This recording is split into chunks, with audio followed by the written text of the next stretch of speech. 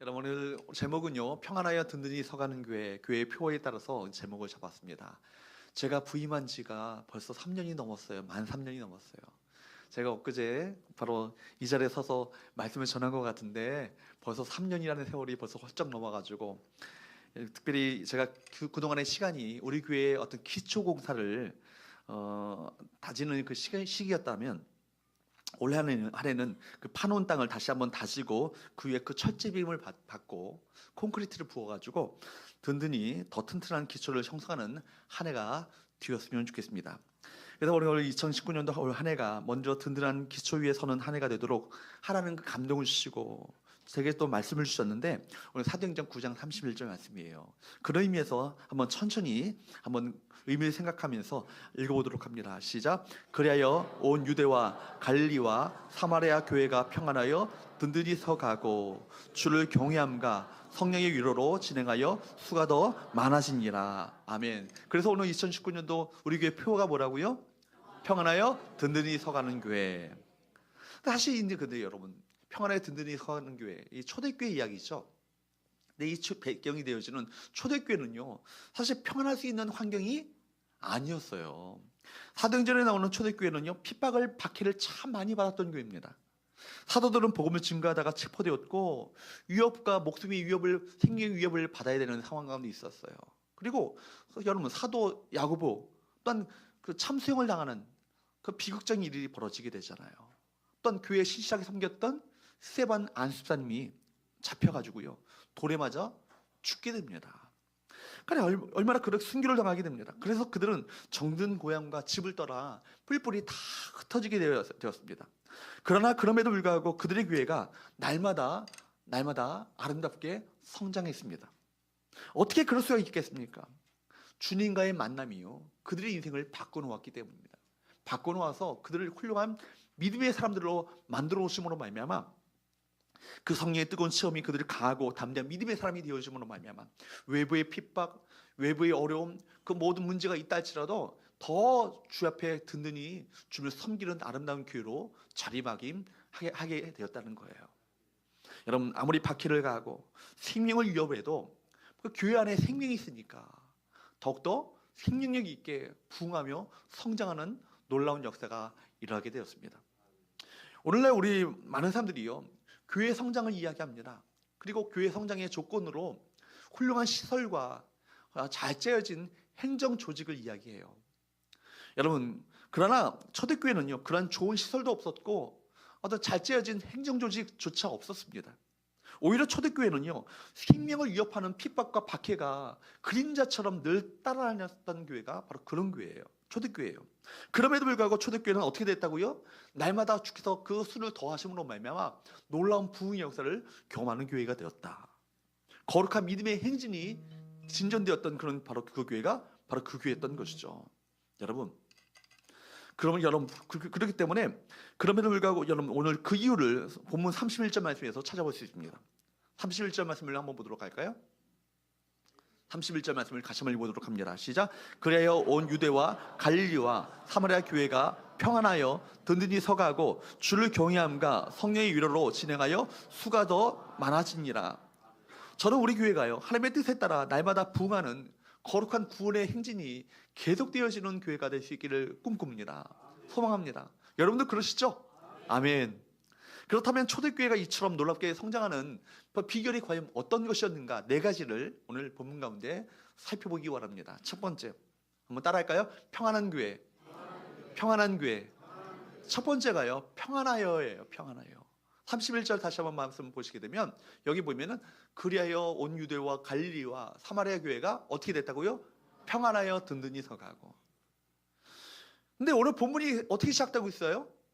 그리하여. 그리하여라는 얘기는요, 앞에 본문과 연결되어 있는 접속사 아니겠어요? 그러니까 여러분, 앞에 있는 어떤 본문의 내용들이 어떤 내용입니까? 9장 1절부터 시작되어 있는 사울의 다메섹 사건으로 이어지는 말씀인 거예요. 여러분, 아시는 것처럼 사울이 어떤 사람이었습니까? 유대교에 대한 열심이 너무나도 강하다 보니까 예수 믿는 이단, 예수님을 믿는 사람들을 바로 잡아 죽이려는 어떤 그런 혈기가 가득했던 사람이 누굽니까? 사울이에요. 그래서 지금 사울이요 어디까지 쫓아가냐면 다메섹이라는 그 곳에 가서 예수 믿는 사람들을 잡아가지고 옥에 넘기려고 잡으러 가는 그 가운데 누구를 만나게 되죠? 부활하신 예수님을 만나게 되죠. 그로 말미암아 그 박해자 핍박자 사울이요 뭘로 바뀌었어요? 전도자 바울로 바뀌게 되는 거예요. 그리고 주의 말씀을 힘을 얻어가지고 더 열심히 증거하는 그 사랑의 어떤 전도자로 바뀌어지는 놀라운 역사가 일어나게 됩니다. 이 소문이 누구에게 들려지냐면 유대교인들에게 들려지게 되는 거예요. 그러니까 얼마나 그 마음 가운데 어떤 그런 그 화가 났겠어요. 그죠? 이 사울을 잡아 죽여야겠다. 이 죽이기로 결의를 하고 바로 그런 더욱더 교회에 핍박을 하고 박해를 가는 그런 상황 가운데 놓여지는 거예요. 이 배경이에요. 그런데 그리하여 그러니까 말하자면 그리하여라는 이 말씀은요 말하자면 유대인들이 교회를 박해하는 동안에 이란 뜻입니다. 유대인들이 사울을 죽이기로 모의를 하고 교회를 박해하는 그 가운데 교회는 더욱더 어떻게 됐다고요? 부흥했다고요. 오히려 부흥했다. 여러분 그리하여 초대교회는 외부적으로 박해와 어려움에 부딪혔게 됐을 때 오히려 그것을 교회 부흥의 기회로 삼았다는 것입니다. 사실 유대인들과 박해자들이 교회를 박해하는 동안에 그들은 더 모이기를 힘썼습니다. 더 열심히 사랑했습니다. 더 뜨겁게 기도했습니다. 심지어는 가진 재산을 나눠 쓰면서 유무상통했습니다. 예수를 알지 못하는 사람들이 예수를 믿고 그 영혼이 구원받은 역사가 날마다 더해갔습니다. 외적으로는 엄청난 박해가 있었고 핍박이 있었고 문제가 있었고 어려움이 있었지만 그러나 내적으로는 성도들끼리 더 위로하고 격려하고 힘을 쏟아주고 또 함께 평안을 이루어가는 아름다운 교회가 됐다는 거예요. 그랬더니 교회가 더 안정되고 더 견고한 교회, 더 든든히 세워져 가는 교회가 되었다. 여러분 외적인 박해를 도리어 내적으로 하나 되어지는 기회로 삼았던 교회, 그 교회가 초대교회입니다. 화목한 교회, 하나가 되는 교회, 안정된 교회, 평안한 교회, 그 교회가 되기를 힘쓰는 바로 그 교회가 초대교회였다는 거예요. 그런 교회가 되기 위해서 서로 노력했고 서로 기도했고 더 서로 사랑했고 서로 모이기를 힘썼던 그런 교회, 이 교회가 초대교회였고 우리가 꿈꾸는 바로 그 교회가 바로 그 교회입니다. 그래서 믿지 않는 사람들이 교회 안에 들어와서 더 큰 평안을 누리는 그런 은혜로운 교회가 된 거예요. 우리 교회가요 교회 바깥으로부터 어떤 어려움과 곤고함이 우리를 위협한다 할지라도 내적으로는 결코 평안을 잃지 않는 교회, 믿음으로 하나가 되어지는 그런 교회가 되기를 주로 소망합니다. 여러분 오늘 본문에서 교회가 평안하여 든든히 서가고 이라는 말씀을 더 주목해 보십시오. 다시 말하면 교회가 든든히 서갔기 때문에 평안을 이룬 것이 아니라 어떻게 됐다는 거예요? 뭐가 문제예요? 평안하여 든든히 서갔다는 거예요. 교회가 든든히 서갔기 때문에 평안을 이루는 것이 아니라 오히려 교회가 평안했기 때문에 든든히 서갔다라고. 하나님의 교회는요 그렇기 때문에 평안해야 부흥이 옵니다. 여러분 교회가 평안하고 안정이 되어야 사람들이 들어와서 예수를 믿고 신앙생활을 제대로 할 수 있습니다.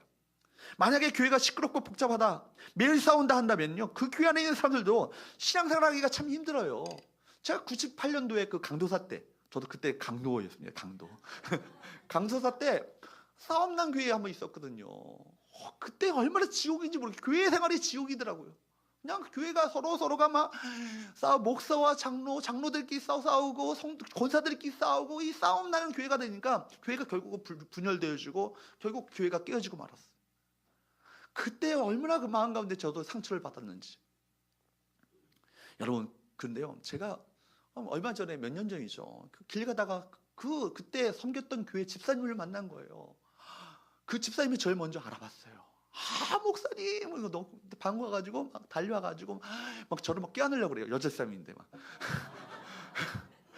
너무 저 반가워가지고 악수하면서 그렇게 만났는데 집사님 잘 계시죠? 집사님 어떻게 잘 지내세요? 그러니까 막 목사님 너무 보고 싶었어요 하면서 막 그렇게 인사를 나누는데 어떻게 집사님 교회도 잘 섬기고 계세요? 그러니까 목사님 저 교회 안 나가요. 그럼 뭐 하세요? 어디 교회 나가세요? 그러면 CBS 교회 나가요. 무슨 얘기인지 아시죠? 텔레비전 켜놓고 예배 드린다는 거예요. 그때부터 교회 상처를 받으셔가지고 교회를 안 나가시는 거예요. 집사님 그러시면 안 된다고. 그때부터라도 제가 성원교회 부임을 안 해가지고 우리 교회 오라고 할 수 없을 거예요. 다시 교회를 회복하시라고, 신앙을 회복하시라고 그렇게 고민했었는데, 여러분 우리가 그렇게 교회가요 시끄럽고 복잡하면요, 교회 안에 있는 사람들도 지옥이잖아요. 거기에 새 신자가 올까요? 안 오죠. 올 리가 만무하죠. 그러니까 여러분 반드시 기억하십시오. 교회는요 언제나 교회를 하나 되게 하시는 성령의 역사와 어찌하든지 교회를 깨뜨리고 분열케 하고 갈등을 만들고 싸우게 하는 마귀의 역사가 그 사이에 껴 있는 거예요. 그 사도 바울이 에베소 교회에게 부탁했던 그 권고의 말씀이 있잖아요. 명령의 말씀이 있잖아요. 성령이 하나 되게 하신 것을 뭐 하라고요? 힘써 지키라고요. 성령은 뭐 하시는 거예요? 하나 되게 하신다고요. 성령을 교회를 통해서 교회를 하나 되게 하셨는데, 그것을 힘써 지키지 않으면 지켜질 수 없는 거라고요. 이것은요 힘쓰셔야 된다는 얘기입니다. 그러니까 여러분 힘써서 평안을 유지하려고 노력하지 않으면 평안을 유지할 수 없어요. 힘쓰지 않으면 결국 당합니다. 마귀는요 틈을 비집고 들어오거든요. 결국 교회는 마귀의 놀이터가 되고 마는 것입니다. 여러분 평안을 잃어버린 교회는요 더 이상 주님의 교회가 아니에요. 그것은 사람들이 모인 교회죠. 교회가 시끄럽고 싸움이 있고 불편하다면 거기에 주님이 계시지 않기 때문에 그래요. 사실 하나님의 교회라 할지라도 문제가 없는 그런 완전한 교회는 없습니다. 왜냐하면 하나님의 교회도 죄인들로 구성된 바로 공동체이기 때문에 그래요. 그래서 신학자 칼바르트는요 교회에 대해서 이렇게 이야기했어요. 교회는 하나님께서 세우신 공동체이며 사람이 세운 공동체가 아니고요. 누가 세우신 거라고요? 하나님께서 세우신 공동체이며 하나님의 말씀을 믿고 순종하는 동시에 어떤 공동체다? 죄인의 공동체라는 거예요. 교회는 하나님이 세우신 교회가 맞습니다. 그러나 동시에 뭐예요? 이 교회는요 어떤 공동체예요? 죄인이 모여 사는 공동체예요. 그러니까 문제가 없을 수 없고요. 여러분 교회의 연약함의 모습들이 보이지 않을 수 없는 거고요. 맞나? 보이지 않을 수 없어. 여러분 그러니까 당연히 교회의 약함이 연약함이 드러나게 되는 거예요. 아픈 일이 골치 아픈 일들이 벌어질 수 있습니다. 당연히 죄인의 공동체니까.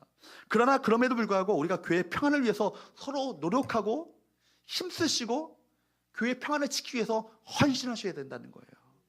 우리가 교회의 평안을 지키려면 우리가 그만한 가치를 우리가 지불해야 합니다. 기억하십시오. 교회의 평안은요 어느 날 갑자기 하늘에서 뚝 떨어지는 것이 아니에요. 교회의 평안은요 저절로 그냥 생겨나는 것이 아니에요. 평안을 위해서 우리가 더 뭐 하셔야 돼요? 기도하셔야 돼요. 평안을 위해서 우리가 더 참으셔야 돼요. 평안을 위해서 더 기다리셔야 돼요. 더 노력하시고 힘쓰셔야 합니다. 평안을 위해서 우리가 더 헌신해야 합니다. 그래야 지켜질 수 있고 그래야 이루어질 수 있는 것이 뭐라고요? 평안이라고요. 여러분 교회에 문제가 생기거나 사람 때문에 오는 어려운 문제가 생긴다면 그것은 기도하지 않는 우리로 하여금 기도의 양을 채우도록 우리에게 기도의 기회를 주심으로 알고 예수를 붙잡고 더욱더 기도해야 될 줄로 믿습니다. 그런 사람들이 있을 때 교회는 평안할 수 있는 거예요. 그리고 그 교회는 반드시 부흥하게 될 것입니다. 그 교회에 속한 성도들의 가정은요 하늘의 신령한 복으로 말미암아 늘 기쁨과 감사 가운데 살게 될 거예요. 우리 그런 교회를 만들어갈 수 있기를 주님으로 축복합니다. 두 번째로 한번 따라할까요? 든든히 서가는 교회. 어떤 교회요? 든든히 서가는 교회. 두 번째 교회의 모습은요 든든히 서가고 31절 말씀을 다시 한번 보게 되면 그죠? 평안하여 든든히 서가고. 우리 본문에 기록한 저자 누가는요 교회를 완전한 공동체로 보지 않고요 어떤 공동체로 봤어요? 든든히 서가고 있는 진행 중에 있는 공동체로 봤다는 거예요. 여기에서 서가고라는 말은요 단지 삶의 습관을 말하는 단어가 아니라 목적이 있음을 말하는 거예요. 든든히 세워져가는 그 목적이 있다는 거예요. 결국 우리 교회는요 주님 안에서 하나가 되어야 하는 분명한 목적이 있는 거예요. 이 뜻은 교회가 결코 완성되었다는 뜻도 아니고요 완벽하다는 뜻도 아니에요. 주님의 교회는 두세 사람이 모여도 하나님의 성령이 있는 진정한 교회들은요 언제나 성장하고 언제나 건강하게 움직이게 됩니다. 교회가 어떻게 보면 무식한 사람들이 모일 수 있죠. 사회에서 별 볼 일 없는 사람들이 모일 수 있어요. 가난하고 천대받는 사람들이 모일 수 있어요. 그러나 그 안에 그 교회가 안에 하나님의 성령님이 계시면 반드시 그 교회는 움직입니다. 생명력을 발휘하게 되는 거예요. 살아 역사하게 되는 거예요. 역동적으로 전진하는 교회가 되어집니다. 에베소서 2장 21절에서 22절 말씀을 한번 보도록 할까요? 같이 한번 읽어보도록 합니다. 시작.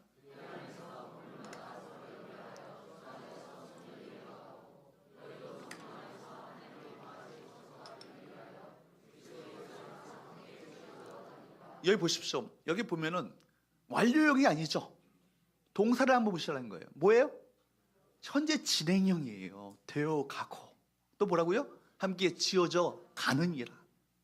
그러니까 하나님의 교회는요, 또 우리 그리스도인들은요, 지어져 가는 존재예요. 지어져 가는 존재라고요. 그러니까 완성된 존재가 아니라 지어져 가는 존재입니다. 누구의 형상을 담기까지? 그리스도의 형상을 담기까지. 우리는 성장하고 또 성장하고 또 성장함으로 말미암아 열매를 맺게 되는 거예요. 그리고 우리는 한마디로 말하면 뭐예요? 공사 중이에요. 그죠? 지어져 가는 건물은요, 깨끗하지 않아요. 공사 중인 건물은요, 먼지가 나고 더럽습니다. 그죠? 별 볼 일 없어요. 볼품 없어요.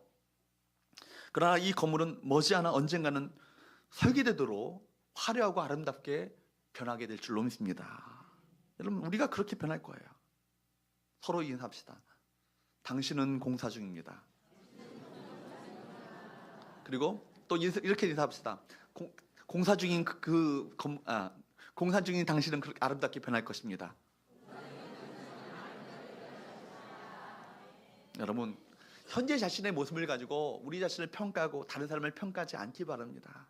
앞으로 십자가 언덕 그 뒤에 넘어서 그리스도의 순결한 신부로 세워질 아름다운 그 모습들을 서로 기대하면서 서로 용납하고 서로 품어주고 서로 감싸주는 아름다운 사랑의 공동체가 될 수 있기를 축복합니다. 여러분, 우리가 하나님의 형상을 담기까지 여러분을 향한 우리 목표는 누구예요? 예수님이에요. 예수님. 예수의 형상을 담기까지 하나님은 계속해서 우리 가운데 일하시는 거예요. 우리를 그렇게 성화시켜가는 거라고요. 성화. 다듬어 가시고 우리를 깎으시고 우리 빚으시고 때로는 우리가 정말 모난 성품을 여지없이 깨뜨려 버리시고, 그래서 누구의 인격을? 예수의 인격과 예수의 성품을 담도록 모든 환경 가운데 우리를 몰아넣으신다고요. 그래서 우리를 만들어 가시는 거예요. 빚어 가시는 거예요. 여러분, 이 컵이 있어요. 이 컵이 만약에 진흙덩어리라고 생각합시다. 이게 뭐 토기로 만든 그 컵이라고 생각한다면, 이 토기가 있는데 진흙이 있는데 난 안 깎일 거야. 버티면 아름다운 그릇이 될 수 있을까요? 깎여야 되죠. 깎일 때 어떨까요? 크나큰 아픔이 있을 거예요. 그죠?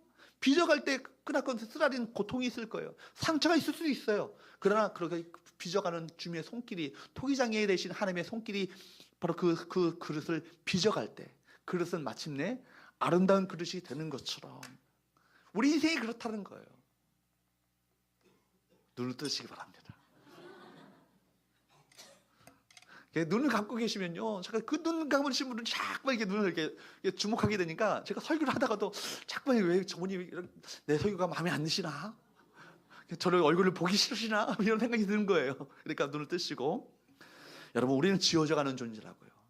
우리를 만들어가는 존재라고요. 공사 중인 존재라고요.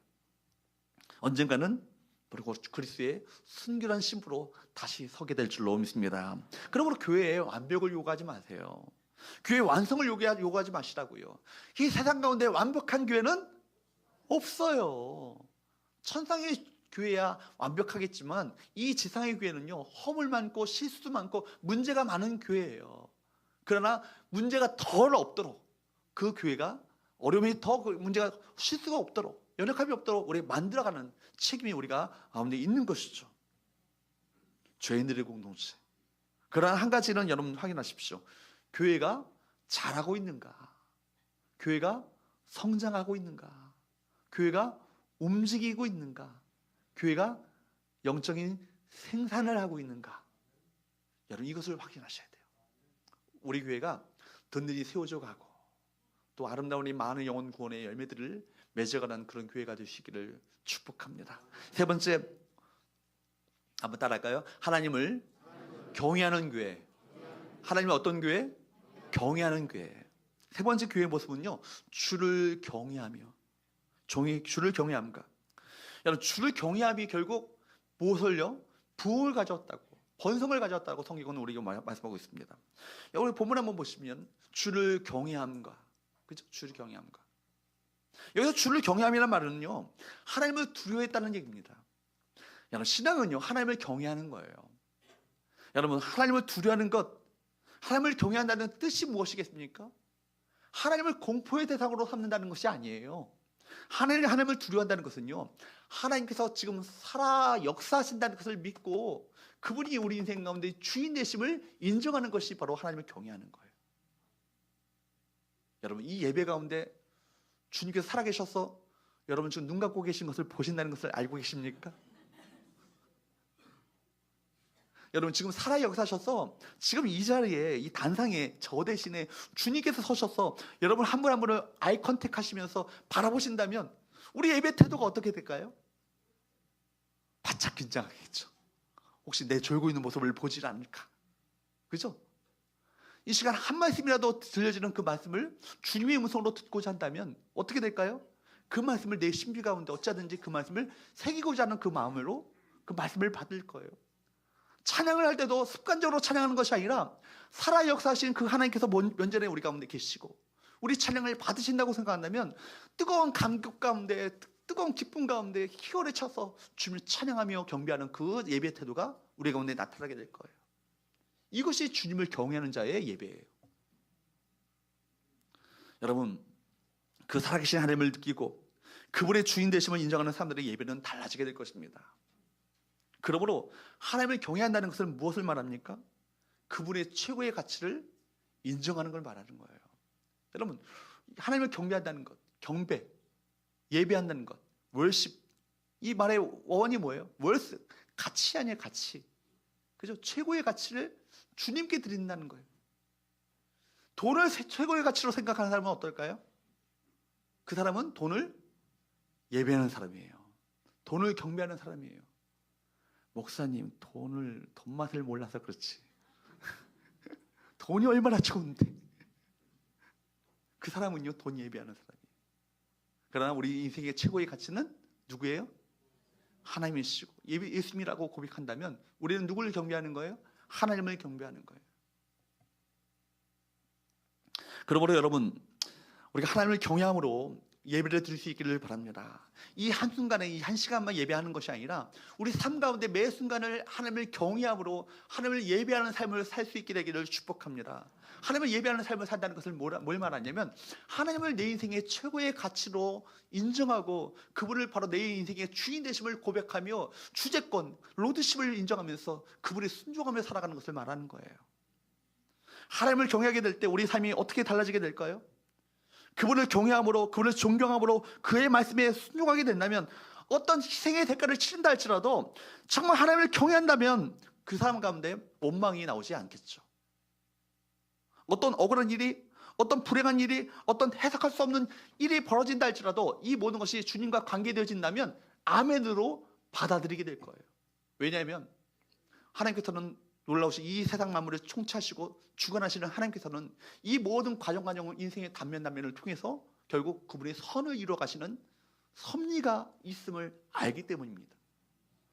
릭 오레 목사님이 목적이 이끄는 삶에서 나오는 얘기예요. 그분이 얘기하잖아요. 맛있는 그 케이크가 있기까지는 맛있는 재료를 가지고 케이크를 만드나요? 그렇지 않죠. 밀가루, 베이킹 파우더, 오일, 소금, 설탕 뭐 이런 것들이 막 들어갈 거 아니에요. 전혀 그 하나하나 보면요 맛있는 것들이 아니에요. 그러나 그런 모든 것들을 합하여서 맛있는 케이크를 만드는 것처럼 우리 인생에 쓰디쓰고 좀 아프고 눈물 짓는 그 인생의 단면들을 다 모으셔서 결국은 하나님의 놀라우신 선하신 하나님의 그 선을 이루어가시는 그 섭리가 있다라는 거예요. 그래서 신뢰하는 것, 이게 뭐예요? 이것이 하나님을 경외하는 거라는 거예요. 믿으십니까? 여러분 인생을 다스리시고 통치하고 계심을 믿으세요? 여러분, 그렇기 때문에 바로 우리를 사랑하신 하나님께서 그분의 역사를 이루기 위한 과정으로 이 모든 환경들을 내게 허락하셨다고 믿는다면 고통스러운 환경 속에서도 감사가 나오죠. 그죠? 눈물 나는 그 어떤 환경 가운데 있다 할지라도 주님을 찬양함이 계속 되어질 거예요. 이것이 하나님을 경외함이에요. 이것이 바로 하나님에 대한 영적인 태도입니다. 초대교회 상황을 보시라고요. 이들이 행복할 수 있는 환경이 아니라고요. 혹독한 핍박과 생명을 거는 위협들이 순간순간 닥쳐왔던 그 환경 가운데 있었잖아요. 그러나 그들이 평안하여 든든히 서가고 또 주님을 경외함으로 말미암아 바로 그 교회 가운데 놀라운 부흥의 역사를 부어주셨던 그 이유가 뭐냐면 그들은 끝까지 하나님을 신뢰하는 거예요. 끝까지 하나님을 경외하는 거예요. 내 인생에 바로 그분의 손 안에 있음을 믿고 신뢰하기 때문에 낙심치 않고 절망치 않고 도리어 하나님께서 우리에게 주신 그 생명의 역사를 이뤄가는 그 사역 가운데 동참하게 되는 거예요. 요즘 전도하기가 참 어렵다고 합니다. 그 이유가 무엇입니까? 교회에 다니는 사람들은 참 많지만 정말 하나님을 경외하는 사람들, 하나님을 두려워하는 사람들이 참 없다라는 거예요. 그 이유가 우리가 하나님을 두려워하지 않는데 세상 사람들이 하나님을 두려워하겠어요? 그죠? 솔직히 여러분, 이 시간 여러분에게 묻겠습니다. 여러분 정말 하나님의 살아계심을 믿으십니까? 믿으세요? 정말 하나님을 경외하는 삶을 살고 계십니까? 갑자기 아멘이 줄어들어요. 살아계심을 믿는데 경외하지는 않는다. 이거 아이러니 아니에요? 정말 우리가 한 주간 동안 살아온 여러분의 삶을 놓고 본다면 정말로 하나님의 살아계심을 정말 우리가 믿고 신뢰한다면 내가 하나님을 경외하고 하나님을 두려워하는 삶을 살았는가? 우리가 정말 하나님을 두려워할 줄로 알아야 될 줄로 믿습니다. 그럴 때 우리 삶이 달라지게 되는 거예요. 최근에 그 한국교회 100주년 기념교회 담임하셨던 이재철 목사님이 은퇴를 하셨어요. 아름답게 그분이 참 아름답게 은퇴하셨어요. 그분이 참 존경하는 목사님인데 이분의 간증이에요. 1997년 8월에 식구들과 함께 괌으로 휴가를 떠나려고 했다고 합니다. 그래서 항공권을 구매하게 됐는데 마침 대한항공에 바로 자기 조카가 다니고 있어가지고 조카를 통해서 대한항공 그 항공권을 구매하려고 했는데 휴가철이다 보니까 항공권이 다 바닥이 난 거예요. 할 수 없이 아시아나 항공권을 이제 그가 구매하게 됩니다. 끊게 됐는데 마침 그날 떠나려는 그 대한항공 여기가 비행기가 바뀌게 된 거예요. 보잉 747로 바뀌게 되는 바람에 많은 빈좌석이 생기게 된 거예요. 그래서 조카로부터 연락이 왔어요. 삼촌, 지금 그 예약하려고 했던 그 비행기가 빈자리가 많이 생겼으니까 그 아시아나 취소하시고 다시 대한항공 끊으시면 안 돼요? 했더니 근데 그 마음 가운데 이미 계약한 것을 취소하는 것 자체가 도리가 아닌 것 같아가지고 그냥 아시아 여객기를 이용하기로 했다고 하는 거예요. 공항에서 먼저 대한항공 비행기가 출발했습니다. 그 후에 이 목사님 가족은 20분 후에 아시아나로 출발했는데 새벽 2시쯤에 괌 항공을 이렇게 오게 됐는데 그 비행장에 내리지 않고 1시간 이상을 계속 그 주변을 공항의 항공 주변을 선회하는 거예요. 그리고 결국 선회하다가 새벽 3시가 돼서야 공항에 착륙하게 되었습니다. 근데 공항을 나서는데 대한항공 승객을 영접나온 현지 사람들이 왜 대한항공은 도착하지 않냐고 막 사람들 붙들고 물어보는 거예요. 전혀 그 이유를 알 수 없었습니다. 새벽 4시에 결국 호텔에 도착하여서 잠에 골아 떨어졌는데 1시간 뒤에 5시에 한국에 있는 성도로부터 급하게 전화가 온 거예요. 목사님 살아계시죠? 살아계시죠? 무슨 얘기예요? 지금 대한항공기가요 새벽 1시 42분 니치 언덕에 추락하여서 승무원 23명 포함한 229명이 목숨을 다 잃어버린 거예요. 몇 명만 겨우 부상으로 살고. 이 사건을 경험하면서 이재철 목사님은 지금까지 모든 것이 자신이 결정하고 자신의 주도권에 의해서 이루어진다고 생각했는데 그게 아닌 것을 깨닫게 된 거예요.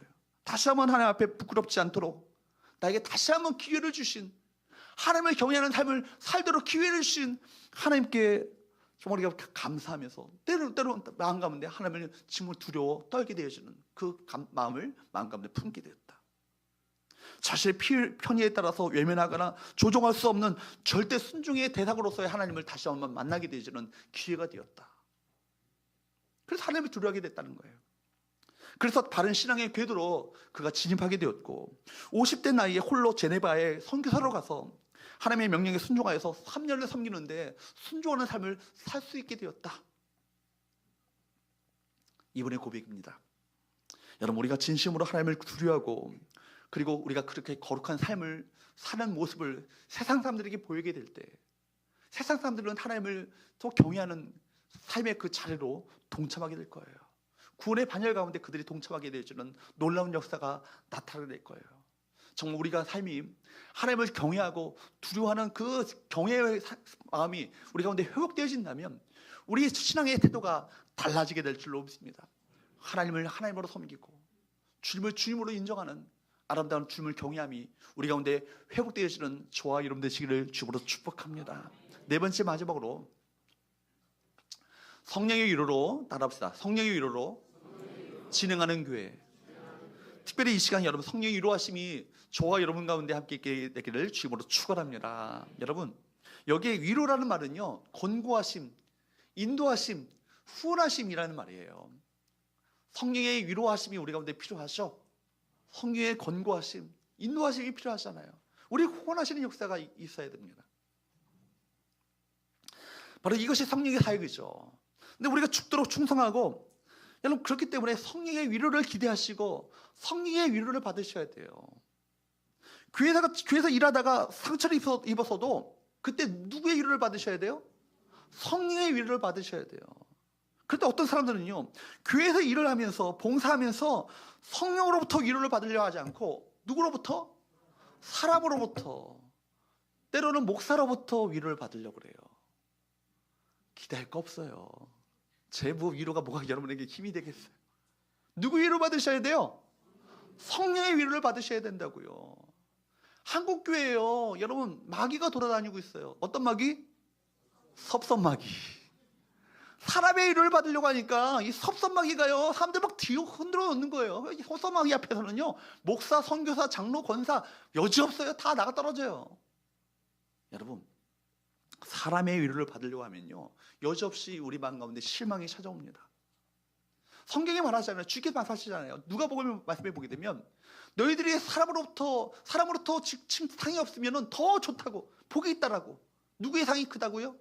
하늘의 상이 크다고요. 사람의 인정해 주지 않으면 더 좋다고. 누가 인정해 주시면 된다고? 하나님이 인정해 주시면 된다고. 이거 기대하며 나가셔야 돼요. 근데 현실 생활의 봉사의 자리로 돌아가게 되면 꼭 여기서 걸려 넘어져요. 사람의 위로, 사람의 칭찬, 사람의 인정 물론 받아야 되고 서로 격려하고 위로해야 되겠지만 궁극적으로 우리가 기대해야 될 위로는 어떤 위로라고요? 성령님의 위로예요. 사람들이 날 몰라준다고 해도 섭섭하지 말기 바랍니다. 중요한 것은 주님께서 나를 알아주셔야 되는 거예요. 주님께서 내가 겪은 고통과 어려움을 아시고 나를 위로해 주셔야 합니다. 우리가 이런 성령의 위로와 격려가 있을 때 샘을 얻게 되시고 교회가 부흥하게 되는 거예요.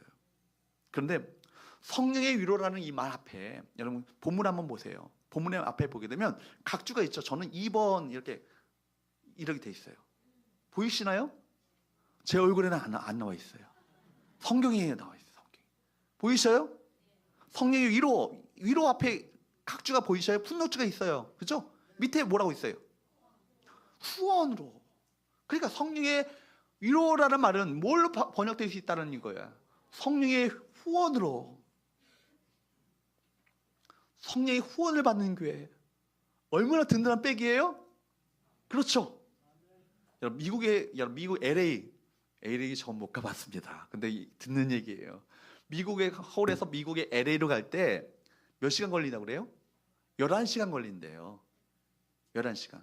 근데 올 때는 몇 시간 걸릴까요? 13시간 걸린대요. 왜 그럴까요? 동풍의 후원을 받아. 바람의 후원을 받아가지고요 2시간을 짧게 걸리는 거예요. 여러분 성령의 동풍의 후원이 있을 때요 홍해가 갈라지는 거예요. 성령의 후원이 있을 때요 그 비겁장이, 겁쟁이, 쫄짱구 기드온이요 위대한 용사 기드온이 되어지는 거예요. 여러분 성령의 후원이 있다면 우리 삶에 놀라운 역전과 회복과 승리가 있게 될 줄로 믿습니다. 여러분 우리 2019년도 한 해 가운데 여러분이 우리 가정들마다 우리 모든 교회 가운데 성령의 후원의 역사가 있게 되기를 주님으로 축복합니다. 여러분 그러므로 여러분 우리가 주님이 보내주시는 성령님을 갈망하시고 구하시는 저와 여러분 되시기 바랍니다. 31절 마지막에 보게 되면 그렇게 될 때 교회는 어떻게 됐다고요? 수가 더 많아지니라. 그렇습니다. 주님을 경외함과 성령의 위로를 받지 않는 교회는요 클 수도 없고 커서도 안 돼요. 커지게 되면 뭐예요? 세상 사람들로부터 손가락질 받는 교회가 되고 마는 거예요. 성령의 이루를 받지 않으면, 후원을 받지 않는 교회는. 교회가 든든히 서가기 위해서는요, 주를 경외함으로 성령의 유로하심이 있어야 되는 거예요. 이 은혜로운 역사가 저와 여러분, 우리 성교회 가운데 있게 되기를 주으로 축복합니다. 보십시오. 하나님을 두려워하고 성령의 유로하심이 있었더니 그 교회는 어떤 교회가 됐어요? 진행하는 교회가 됐다는 거예요. 이 진행한다는 말은요, 살아있다, 움직인다는 말이에요. 또 이 말은 앞으로 나아간다는 말을 갖고 있어요. 보다 나아진다, 진보한다는 거예요. 그죠? 하나님의 교회는요, 성장이 멈춰서는 안 돼요. 그 자리에 머물러 있어서도 안 됩니다. 하나님의 교회는 살아서 움직이며 앞으로 나아가는 교회가 되어야 되는 거예요. 점점 나아지는 교회가 되어야 되죠. 점점 쪼그라지는 교회가 아니라. 아멘? 나아지는 교회가 되어야 돼요. 평안하여 든든히 선 채로 있어서도 안 되는 거예요. 그것은 바로 교회를 향한 하나님의 뜻이 아니거든요. 하나님의 교회는 하나님의 비전을 향하여 전진하고 진행하며 나아가는 그런 교회가 되어야 합니다. 초대교회는요, 말씀을 맺겠습니다. 박해 속에서도 움츠러들지 않았어요. 여러분, 평안하여 오히려 견고히 서 있는 채로 또 거기에 앉아 있지도 않았습니다. 계속해서 사역을 충성스럽게 감당하는 거예요. 핍박이 있든지 박해가 있든지 어려움이 있든지 문제가 있든지 간에 더욱더 그들이 하나 되기를 힘썼고, 서로 기도하기 힘썼고, 모이기를 힘썼고, 사랑하기 힘썼고, 하나 되기를 힘썼습니다. 그랬을 때 평안하여 든든히 서가고 하나님을 경외함과 성령의 후원으로, 성령의 위로로 진행하여 정말 수가 더 많아지는 영적 풍을 경험하게 되었습니다. 2019년도, 아니 주님 다시 오시는 그날까지 우리 성교회가 이런 교회가 될 수 있기를 소망합니다. 서로 인사합시다. 그런 교회를 만들어 갑시다. 기도하겠습니다.